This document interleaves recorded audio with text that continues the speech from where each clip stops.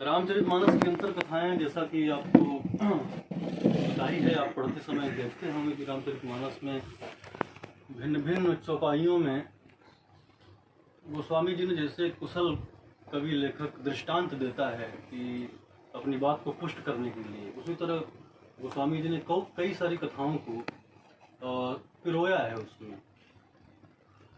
तो पढ़ने वाले के मन में जिज्ञासा होती है कि ये कथाएं कहाँ मिलेंगी। मेरे मन में भी जिज्ञासा होती थी कि इनको मैं ढूंढूं, इन कथाओं के बारे में जानूं। आप बहुत सरसरी निगाह से पढ़ेंगे तो शायद आप वो कथाएं आप जान भी ना पाए कि ये क्या कह गए। रामचरित जे सुनत अघाही रस विशेष जाना तिन नाही, ऐसा कहा गया। रामचरित को सुन करके जो लोग तृप्ति महसूस करते हैं उन्होंने उस विशेष रस को जाना ही नहीं, क्योंकि रामचरितमानस को बुध विश्राम सकल जन रंजनी, विद्वान लोग आके यहाँ विश्राम करते हैं, सारी विद्वत्ता दुनिया भर में झाड़ के आते हैं, उसके बाद मानस को पढ़ते हैं और वहाँ उनको पायो परम विश्राम। राम कथा कली बिटप कुठारी, कलयुग के सारे पापों को भरने वाली है और आपके मन को परम विश्राम देने वाली है। मानस का उत्तरकांड एक ऐसा स्थल है कि वहाँ आप कोई भी प्रश्न अपने मन का अगर जानना चाहते हैं तो उसका उत्तर आपको मिल जाएगा।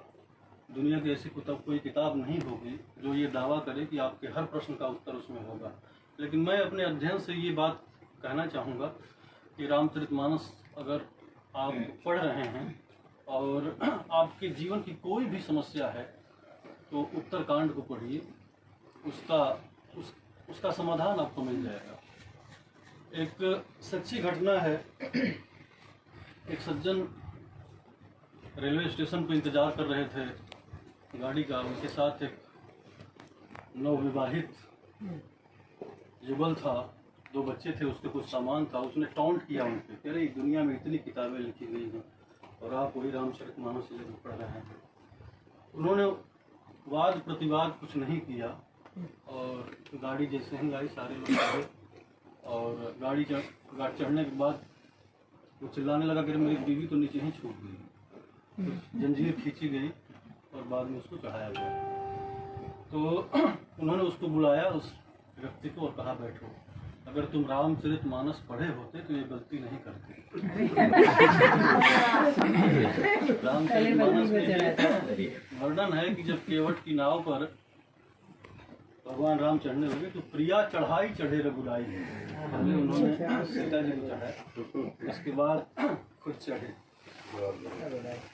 हम लोगों को का जीवन बहुत छोटा सा है, इतना समय नहीं है कि सारी गलतियां हम खुद करें उसके बाद उससे सीख लें।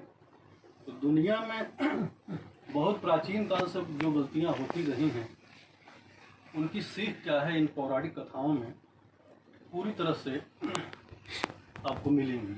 ये तमाम लोग इन कथाओं का महत्व कम करने के लिए पौराणिक नाम देते हैं, चलो पौराणिक है। सब कह सकते हैं कि इसकी प्रासंगिकता क्या है, इसकी उपयोगिता क्या है, इसमें संदेश क्या है। तो 2-3 बिंदुओं पर मैं आपका ध्यान आकर्षित करना चाहूँगा। तो पहली कथा है वाल्मीकि की। वाल्मीकि कैसे बने, डाकू से साधु कैसे बने।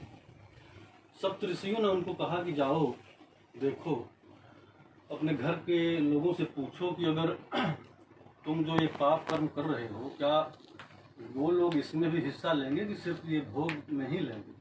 वाल्मीकि बोले ठीक है, मैं घर से पूछ के आता हूँ।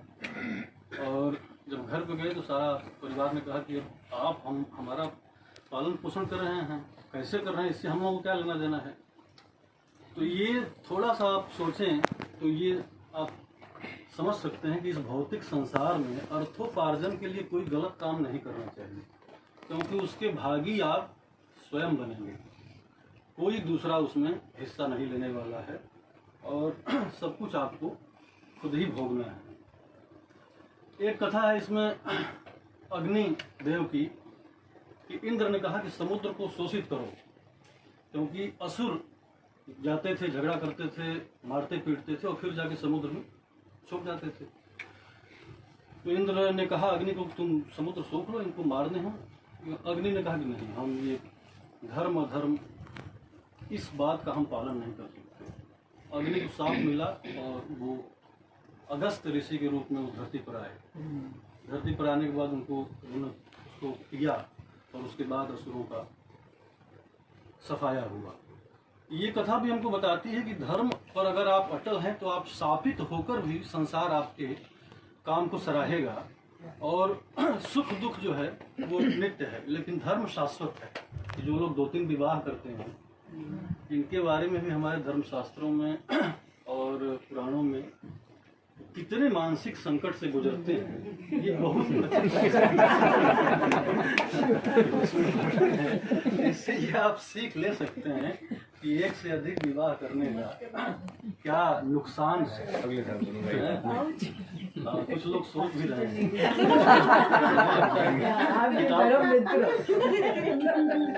किताब पढ़ने के बाद जो है आप ये इरादा बदल देंगे अपना। स्वधर्मे निधनम श्रेयः पर धर्मो भयावह। अगर अपना काम करते हुए आपका निधन भी हो जाता है, मृत्यु भी हो जाती है, तो वो श्रेष्ठ है आप किसी लालच में पड़ के किसी दूसरे काम में न लग जाए। और सहजम कर्म कौन्तेय सदोषम अपि न त्यजेत् सर्वारंभा ही दोषेण धूमे नाग्नि दिवावृता। बहुत सारे ऐसे काम हैं, जैसे डॉक्टर का काम है, अगर वो मरीज को 100% सच बता दे तो कई लोग तो वहीं मर जाएंगे। वकील अगर झूठ न बोले, कभी कभी सच को साबित करने के लिए झूठ का सहारा लेना पड़ता है, तो वकील झूठ का सहारा ले रहा है, तो वो पाप नहीं है। तो इसी तरह से भगवान कृष्ण कहते हैं गीता में कि कोई भी काम ऐसा नहीं है जो निर्दोष हो। हर जगह हर काम दोष, जैसे अग्नि के साथ धुआं शामिल है, उसी तरह हर काम में कोई ना कोई उसका माइनस पॉइंट जुड़ा हुआ है। इसलिए आप अपने काम में लगे रहें और लालचवश किसी दूसरे काम की तरफ न मुड़ें। अपना धर्म करते हुए अगर आप उसमें जो है काल कवलित भी हो जाते हैं तो आपको कोई दोष नहीं लगेगा। शिवी दधीचि हरिचंद्र नरेशा सहे धर्महित कोटि कलेशा। शिवी दधीचि हरिश्चंद्र सारे लोगों ने तमाम क्लेशों को सहते हुए भी धर्म का पालन किया। बलि को ये पता था कि ये भगवान हैं, हमारा सब कुछ धर लेंगे और हमको कंगाल बना के चले जाएंगे, ये पता था। उनके गुरु आए, कहे कि देखो ये भगवान है, साक्षात वामन बन के आए हैं, तुमको कंगाल बना के जाने वाले हैं।